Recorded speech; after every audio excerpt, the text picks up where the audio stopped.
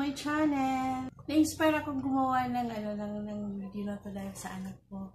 Siya sa akin, nag-encourage na, Mami, gumawa ka ng YouTube channel. Kasi, flashback tayo guys. Before ako magbuntis kay Gabi, 2006.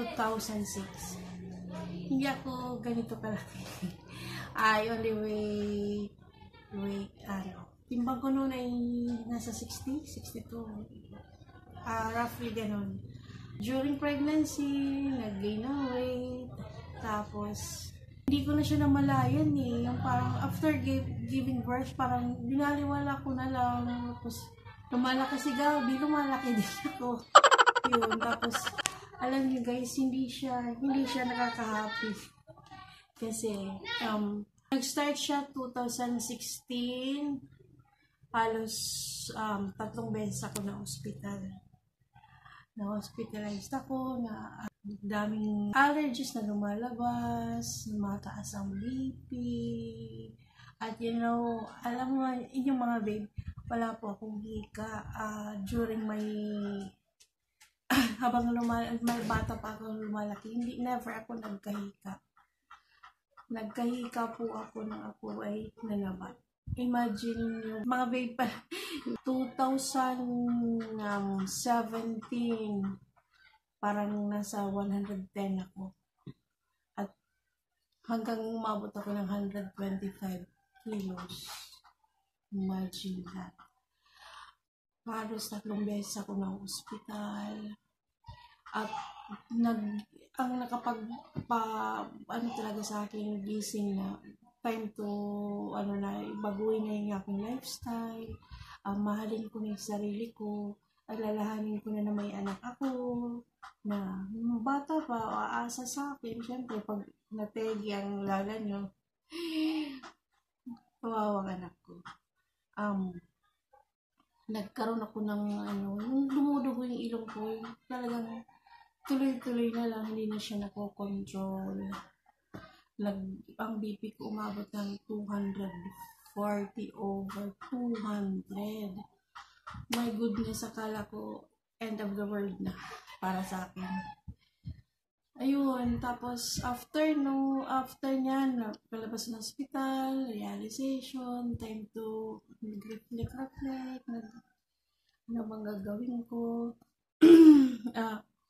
Gusto kong pumayat pero hindi ko magawa. Tapos isang araw, may friend akong from Cavite. Neighbor siya actually ng sister-in-law ko doon sa HRD. In-invite niya ako sa isang group. Tapos nung in-accept, pagtingin ko may sa notification ko, invitations. Ito matataba. Pero nakaka-inspire at namayat sila. Sabi ko, matry nga.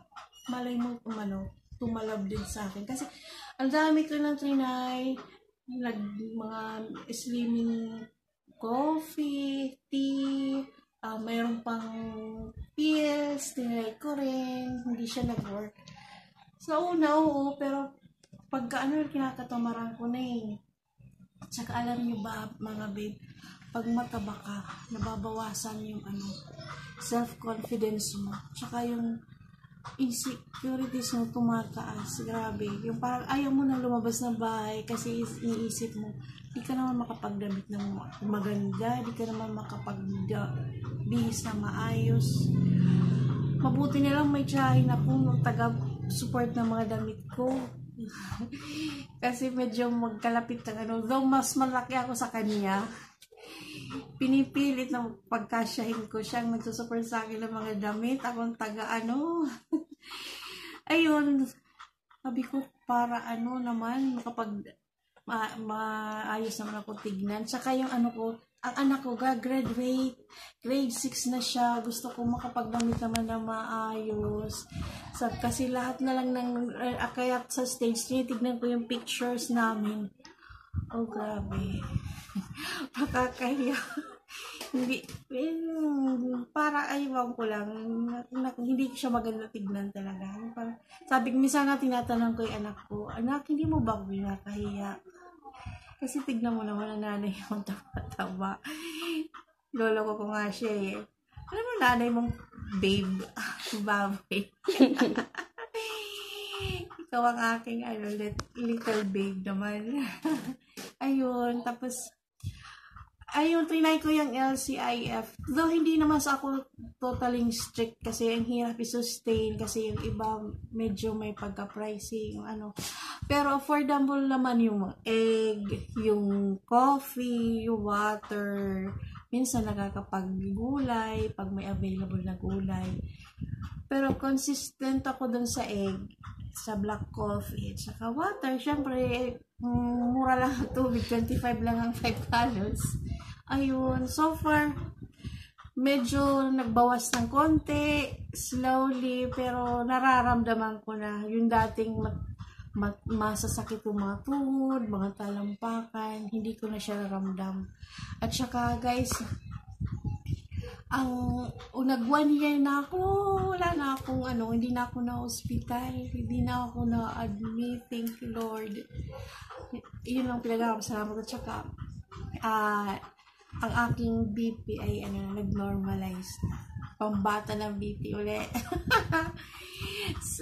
Yun lang mga babe ko. Sana ma-inspire kayo sa aking mga upcoming mga videos na i-upload. Hindi naman totally puro sa akin. Yung dadaling ko rin kayo paano ang araw-araw na buhay ko. Ni Mami Cha. Yun mga guys, yung aking body transformation, yun ang ipapakita ko sa inyo. Sana makatulong kahit papano at sama-sama ulit tayo sa next video ko. Salamat!